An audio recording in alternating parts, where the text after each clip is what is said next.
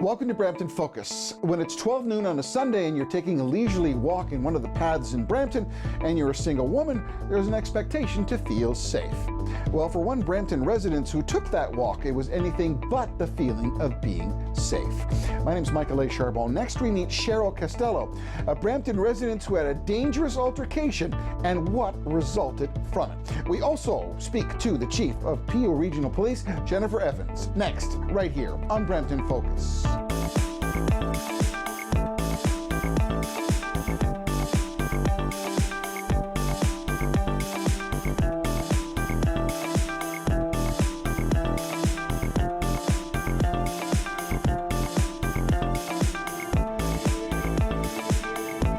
And welcome back to Brampton Focus, our show today, all about policing. And we have the opportunity coming up as Chief of Peel Regional Police, Miss Jennifer Evans. But before we go to our police chief, we had a situation where a Brampton resident, Miss Cheryl Costello, brought to our attention an altercation, a very dangerous altercation that she had on one of the pathways in Brampton. We wanted to bring her story forth so we could at least expose that, and we wanted to deal with that. First of all, Cheryl, thank you so much for joining us today. Tell us what happened to you. Well, thank you so much for having me here today, Michael. I greatly appreciate it. Thank you for giving me the opportunity to tell this story and to help other people with it. So I was at the park behind me, as you can see. I was going for a walk through there, walking home from picking up some cat food for my pet, and two men were sitting on a bench and decided that that would be the opportune time to start to catcall me. I started to walk away from them, ignoring what they were saying, and then they proceeded to come after me, talking about doing some pretty harmful things to me. So that's where the story really starts. So you felt threatened. What did these men say?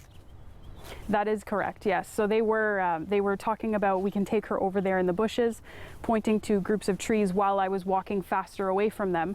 I pulled out my iPod to see the reflection of them in that. And to be clear too, I had that music turned down so I could hear what they were saying. And I make a point to do that when I walk on pathways just for safety purposes. I was looking at them in that reflection and noticed that they had started to pick up speed, so I did as well, and it kind of turned into a bit of a chase. And then thankfully, there was an older gentleman that walked around the corner and put somewhat of a stop to that. So were you in a jogging outfit? Were you going to a meeting? Where were you going? What were you wearing? Honestly, to be quite frank, I was dressed in a jacket and long pants, and I don't even have an interest in men. I mean, I'm an out lesbian, so there's really no real reason why there wouldn't be any reason for them to do that. You know, I mean, I was dressed like anybody would have been going to the mall where they didn't want anyone to see them. No makeup, nothing. So. Yeah. Well, I just wanted to say there has been many instances where people have said the way that women dress is an invitation for assault, and I want to dispel that, and that's the reason why I asked that question, because it is never a reason for anybody to assault anybody else about the way that you were dressed. But because of that man, I want to quickly get to the guy, because of that man on the walkway, it seemed to have an effect, thank goodness it had an effect to maybe deter these gentlemen. Is that fair? So in essence, they did threaten me, and then I started to run faster away from them, and then those gentlemen followed me up the pathway, and there was an elderly gentleman that rounded the corner off of a bridge there, and he started to see what they were doing. He looked at me, and it looked like I had seen a ghost, I'm sure, and I started to walk quite quickly past him, and he looked at those two gentlemen walking, and then by that point they were still calling out quite lewd things, and he slowed right down, and they slowed down as well, yelling out some quite profane and very rude things after that. Well, thank goodness that he was there. So did you go home? Did you call the police? What was your next steps, Cheryl? Yeah, for sure. So after that, I went to my home. I got one of my family members on the phone on the scene there. So I got on the phone to make sure that someone who was within minutes of me knew where I was and what was happening. I got home the moment I entered in the door. I called the police, and they were there within about 5 minutes. Well, that's a good response time. We definitely appreciate the police response. Was there any follow-up after you made your report to police? In terms of the activity, I mean, I did call them. They did go looking for the individuals who did this. I don't know whether or not they found the individuals. There was supposed to be some follow-up, and there wasn't.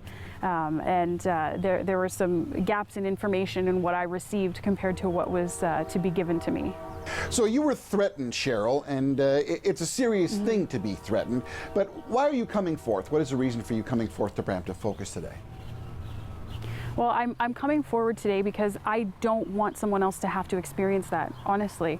I feel like this is all too common for women in Brampton's public spaces, that we walk through these pathways through city streets and get jeered at and leered at for just for being women. And you know, that I think that needs to be a bigger conversation that we're having for Brampton's residents and for the spaces that we call home. A mother, a daughter, a family member, a girlfriend, anybody, that is who you are. Do you have any suggestions to our Peel Regional Police in the way that they may be able to improve their service or to be able to assist future victims, unfortunately, that may occur as a result of this? Well, I think that giving the victims resources, regardless of the level of the crime. I don't think that a woman should have to actually be raped to have access to things like victim services appeal. And I wasn't made aware of that was even an option for me. I think that I guess widening and deepening the communication that officers have with those impacted by events like this in that moment, in terms of giving them contact numbers, giving them business cards, giving them something so that they have that as a point of contact to find out what happened. You know, and I think that the reality is that there's so much information going on in that moment that it's possible that things do slip. But ultimately, those two things I think are quite, they're really big, and I think that they'll be really helpful if going forward that was a regular practice. Ms. Cheryl Costello, thank you so much for coming forth. Appreciate you doing that. You have made a positive impression on our community, and we appreciate you coming forth and hope that doesn't happen to anybody else. Well, as you can see, there's always altercations. Next, we are going to speak to the Chief of the Peel Regional Police, Miss Jennifer Evans, right here on Brampton Focus. My name is Michael Charbon. Please stay tuned. Lots more to come right after this.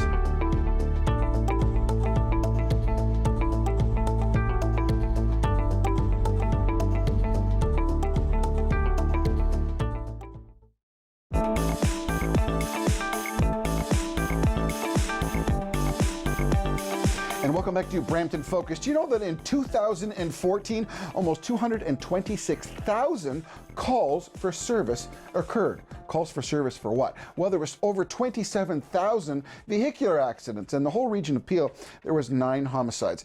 In 2012, there is a change, as one would say, when Chief Metcalf decided to retire, and we got our very first female police chief. And joining me today is Police Chief of the Peel Region, Miss Jennifer Evans. Thank you, Chief, for joining us today. Thank you for having me here. I appreciate you being here. We want to talk, first of all, you saw our first segment with Cheryl Costello. Women, to a certain extent, are sometimes more at a position of danger when they are walking, when they're being accosted by men, as you saw from Cheryl's interview. Can you give us some reaction as to what you saw and what you heard from what Cheryl was talking about? Well, you know what, I'd say women are more vulnerable to sometimes to unsuspecting, when they're walking through parks.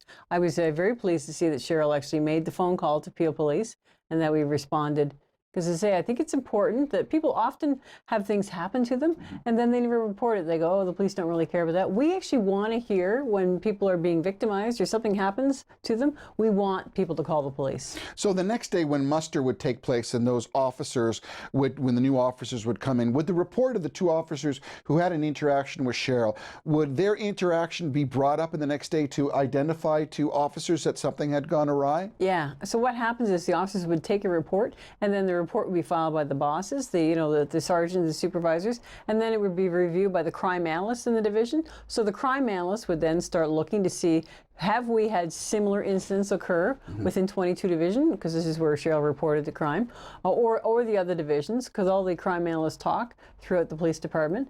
And then the officers, before they go out on parade, we call it parade, not muster. So when they go out on parade, it's like the TV shows. They all go in, they get the radio, and they get their car keys. And then we talk about the crimes that have occurred earlier in the day or yesterday, and the suspects. So the officers are given descriptions to look for, and the park area, what the problems are. So they would have been provided that information. From what we saw, what Cheryl described, did she do everything right? Was there some other tools and characteristics that we could share with our viewers that potentially would have assisted Cheryl in making a better report to police? No, I think she did. You know, she talked about the fact that she took off her headphones, or she didn't have them on. So I think sometimes people are, they're being distracted so much by their phones, they're not paying attention to their surroundings. So I think she did that, and she picked up her pace. She recognized that she didn't know these two, and she just wanted to get away from them. And then she immediately phoned. She phoned a friend, and then she phoned Peel Police. I think she did everything right. So. When we hear about incidents like that, there are some people that overreact. What is the safety like in Brampton? I know you're on the front lines of this because you're a very hands-on chief. I've had the opportunity to speak to you on several occasions. You're talking to your frontline officers. You know what's going on. You're not in the ivory tower, as one would say. No. Express to our folks at home, when we see a story like this, there are people that are concerned. Yeah, they should be. We've had recent events in the parks lately where people have been being stabbed, or their iPhones are being taken. And that's when we talked about earlier about being distracted. So people are picking up their phones and they're walking through, and so people are preying on them. They're seeing that they're vulnerable, they're seeing they're not paying attention, and they're taking advantage of them. So I'm always out doing public events, as you say, and talking to people, and to say that if you're approached, give up your phone, give up your wallet, take whatever they want, because really your safety is key. So I think that's the message. Phones can be replaced. Absolutely, phones can be replaced, and you don't need it. I mean, if you think about it, the wallet, take whatever they want. Because obviously something is going on with these culprits who feel they need whatever you have on you. They need, then give it to them. Right? What would be some of the steps that someone should take? One of the things that we were talking briefly, I always tell my daughter, for instance, is if anything like that happens, the first thing you do is press record on your camera, even if you're involved in an automobile accident or an altercation. Because the recording that you take on your cell phone at the outset, at the very beginning, sometimes is very telling in comparison to what that person figures that they're going to tell the cops when they arrive. Are there some other tools that you would suggest? Well, and I think Cheryl did it. I think she sped up her steps, and she was looking at the people. I think it's important to look at the people who are approaching you. The phone can be, it's a double-edged sword, because if I pick up the phone and I start to record the culprits, that may then make them more aggressive. So I'm always trying to take the path of least resistance. So I'm observing, and a lot of people don't, license plates. People say, no, it was a red car, but really get the license plate, right? And look at the, the description of the people who are doing things. Sometimes they have identifying, unique identifiers, whether it's it's a scar on their hand or a tattoo. So have something that's going to help the police identify them, rather than saying he was wearing a blue coat, and everyone in the park was wearing a blue coat that day. So those are the things that I would ask people to do. When we talk about proactive policing, in particular in our parks in Brampton, is there something that you want to communicate to the folks at home about that? What is the stance currently of that? Well, you know what? We have our bike patrol officers who are out there right now. So in 22 Division, there's actually 9 bike officers. So the officers who are actually walking the beat, but we have officers who are on the bikes, and they're in the paths. So they can get into areas of the park that I'm a cyclist. I live in Brampton, so I'm riding the parks, and you will actually come across the officers riding the bikes in the park. So can you not expecting to see them? It's nice to see the officers in the park, and they're stopping and they're talking to people, and they're also kind of figuring out what's going on. If there's any problems in the park, then they're concentrating on those areas. So every little bit of information counts, because it builds to your whole investigative profile, if you wish. Yeah, like you talked earlier about 227,000 calls for service. Yes. So you've done your homework, and I appreciate that, because I don't think people appreciate the amount of calls for service that we do a day. So 227,000 47,000 calls for service last year.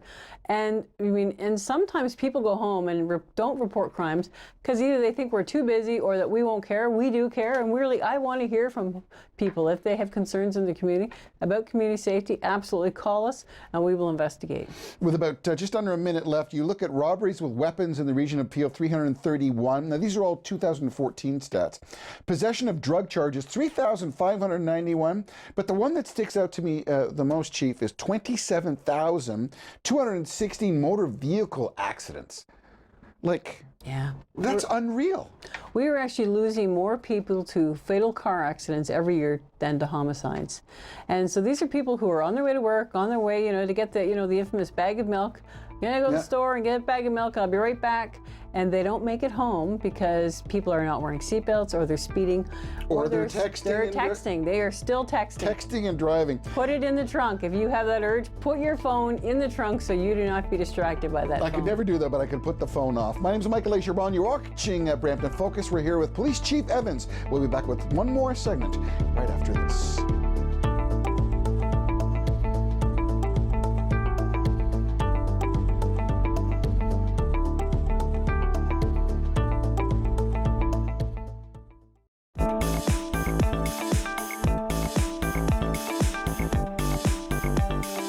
Welcome back to Brampton Focus, our final segment. We're sitting here with the Peel Regional Police Chief, Miss Jennifer Evans. Chief Evans, as I should say. Thank you so much again for joining us. When we had discussions, we were talking about sexual assault, some of the statistics that came up were very alarming. Only 9% of all sexual assaults are ever reported. That's a dismal record. That's horrible. There are many things that contribute to that, but one of the things that some people have said, and we had an opportunity to speak to the Chief Executive Officer of a group which is called Hope 24/7. Ms. Laura Zilny is the Chief Executive Officer, and she had a comment which we thought was valid, to at least bring to the attention of the chief.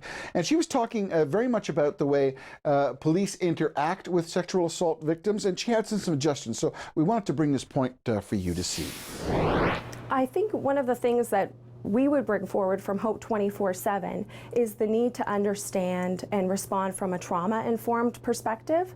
So again, sexual assault victims are a different category of victim, and they need to be treated as such. We cannot interrogate them like we would a witness or a victim to another type of crime. We have to come at it understanding that when somebody has been victimized and it has experienced a traumatic event or many events, for instance in the case of childhood sexual abuse, that you have to approach the victim understanding that their brain chemistry is altered, that certain lines of questioning will trigger the individual and they'll literally feel like they're being reassaulted again by the police.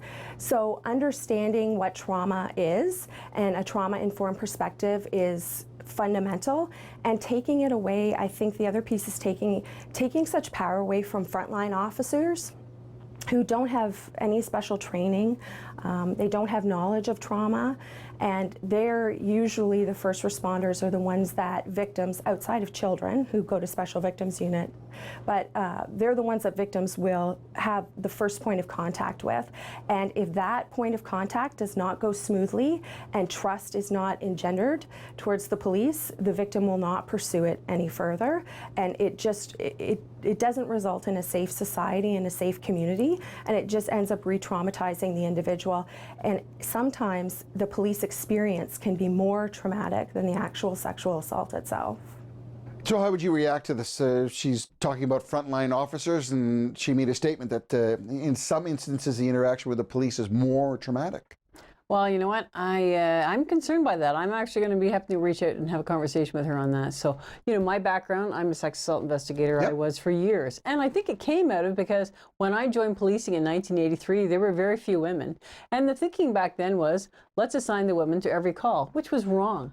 Later on, I did the Bernardo review. I interviewed all of Paul Bernardo's victims of rape. And what they taught me was that training is key. So we train all our frontline officers when they respond to calls for service to be caring and to be compassionate. And our officers aren't out there interrogating. victims of sex assault. They're trying to find out, they're trying to ask questions to get into the details, because sometimes it's the small details that can lead to us solving the case. But I'll follow up with her concerns, because some of the comments she did make caused me concern, especially being a former sex assault investigator. And, you know, as chief of police, I would hate to think that the police experience is more traumatic than the crime itself. So I would challenge her on that. So when you talk about information, you talk about interaction. You do have specialized teams that go out that follow up. If frontline officers respond to a call for service, if it is of grave severity, do they not engage other experts to come in? Yes, they do. Like, you know, earlier we saw Cheryl comment on the fact that she phoned the police and within 5 minutes they responded. So the frontline officers, the uniform patrol, are out there in your neighborhoods. When you call 911 or when you call the police, they're the ones who respond. And depending on the level of crime that you're reporting, then it could get deferred. So we have a special victims unit, and they investigate sex assaults or crimes committed against children that involves abuse or sexual assault in nature, and they would investigate that type of crime, especially if it's an unknown offender. Okay. I wanted to ask one more question. Just coming back to Cheryl, she was the young lady that we spoke to at the beginning of the show, and I had a question. When you talk about chargeable offense, if someone says, "I'm going to kill you," that is a chargeable offense because you are threatening death. What is the threshold of chargeability from a layman's standpoint if someone is threatening to rape you? How do you differentiate that? Well, you know, it's a good question, and to say the whole "I'll kill you" is a difficult one. It's the threat has to be so much so that the victim themselves perceive that the person has the likelihood that they can carry it out. So I really believe when you say you're going to kill me, if you say to me, "Oh, you know, Chief, I'm going to kill you today," I'm not going to believe you because the way you said it, the way you toned.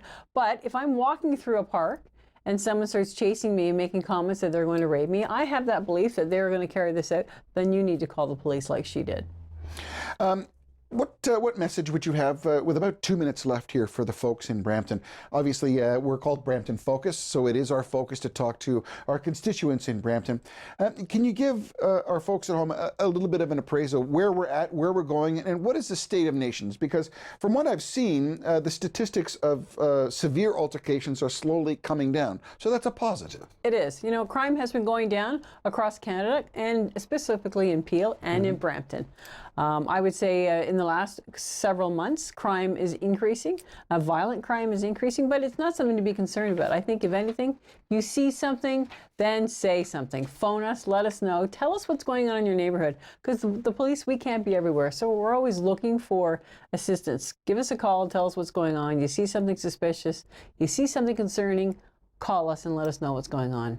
What about, I got a throwaway question here. We did a show on Uber, and now it's been said that Uber is illegal in Mississauga and that they've made a movement in Brampton. Are you ticketing Uber cabs? No, officers right now aren't ticketing. I think that's a bylaw offense right now, if anything. So we've been out of that for a bit. So. And what's morale like with just about 40 seconds left? What is morale like in the ranks? Peel Region Police, the morale is second to none. It is great. The positive spirit. If you go to any of our community events, we've got an open house in Brampton at 21 Division on Sunday. So I would ask you to come out, talk to the officers. They're volunteering more than we've ever seen. So the morale, it's great. Police Chief Jennifer Evans, we encourage you to tune into our second half hour. We're going to talk about carding, we're going to talk about pot possession, and we'll have constituted a three-part element speaking with the Chief. My name is Michael Charbon. Thank you to Police Chief Jennifer Evans, and thank you for watching Brampton Focus, and look forward to seeing you soon. Thank you.